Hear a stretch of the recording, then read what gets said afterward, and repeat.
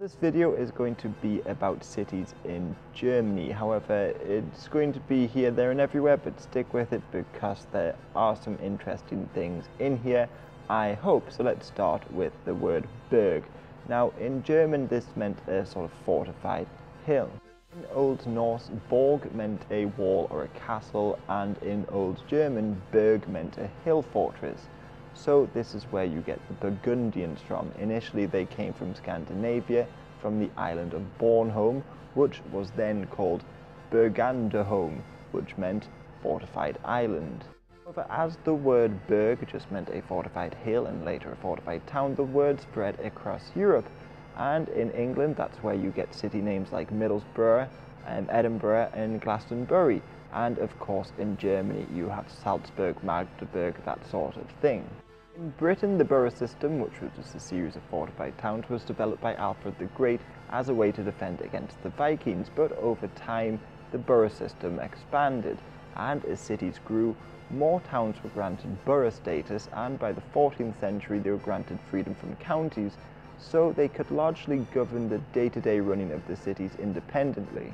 In the Low Countries, similar freedoms were granted to cities like Utrecht and Antwerp, and they could build their own walls, levy taxes, and charge their own tolls. And of course, Germany was filled with small, independent cities. In Germany, many of the burgs became what people now call free imperial cities, and this is an accurate term for more modern history. However, going further back in time, there was a distinction between a free and an imperial city. A free city was set up by a bishop, however an imperial city was either founded by or developed by the emperor.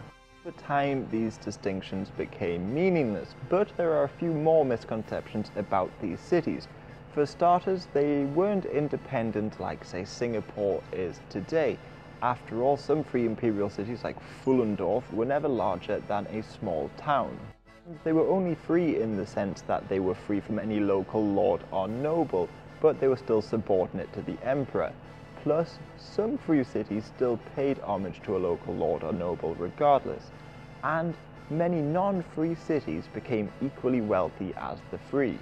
For instance, if you look at the Hanseatic League, now this was a sort of union of trading cities, let's call it that for now, but it's often called a confederation of city-states.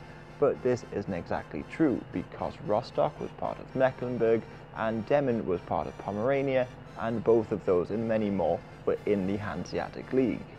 Plus, it's hard to compare them to the city-states in Italy, because in Venice and the likes, feudalism had all but ended essentially by the 13th century. But in German cities, the city was free from feudalism, but it was more of an enclave within a feudalistic society. Anyway, getting back on point, this freedom did allow many cities to develop guilds, banking, families, a middle class, that sort of thing. And this led to the creation of the bourgeois, or people from the burgs. Those, for instance, describe the cities in Germany as being safe from the local nobility and safe in their city walls. They could start accumulating money from the 15th century. But after the Reformation and the 30 Years' War, the situation here greatly changed. This is because in the turmoil caused by the 30 Years' War and the Reformation, many cities began declaring independence, well, not declaring independence, asserting their independence. So much so that nobody really knows how many states existed in Germany in the 18th century.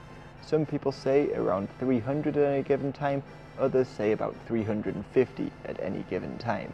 This period, if I can pronounce it correctly, is called Kleinstaaterei in Germany, and it got so bad that in 1798 a traveller travelling from Brunswick to France, only 500 kilometers, had to pass through a dozen states. Meanwhile, over in France, the kings had been centralizing the nation and reducing the powers of the city since the French Wars of Religion. And in England, the Industrial Revolution helped a lot of cities, well, new cities develop free from old laws. Cities like Glasgow and Liverpool, whereas a lot of the older market towns with all the old laws had greatly diminished. Germany, however, lacked this centralization effort, thanks in part to its extensive fortifications. Now, back in the 16th century, Machiavelli praised the German fortifications, saying it allowed the cities to obey the emperor or not, and dissuading any foreigner from attacking the region.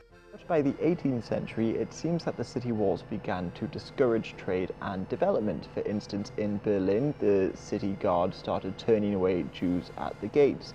And in Hamburg, the guards were told not to steal from or attack passers-by, showing that this is something that must have happened quite regularly. And even in the 19th century, city gates were closed at night, and latecomers were forced to pay a fee if they wanted to enter, or they would just have to stay outside. Now, this resulted in some pretty big fights at times. For instance, in 1831, 1,000 Frankfurters returned home too late and had to pay a fine. They refused to pay this fine and rioted. So in the late 18th century and throughout the 19th century, Germany began to defortify, and this was welcomed by a lot of people. For instance, one traveller in 1810 welcomed the introduction of parks and waterfalls in Gotha, as opposed to the long passageways in the gates and the moats. It angered many people as well. For instance, in the late 18th century, Bavarians protested, saying that the destruction of their forts put their prince at risk during times of war. And one author, Bettina von Arnim, said that she felt out of place and without a comforter when the walls came down in Frankfurt.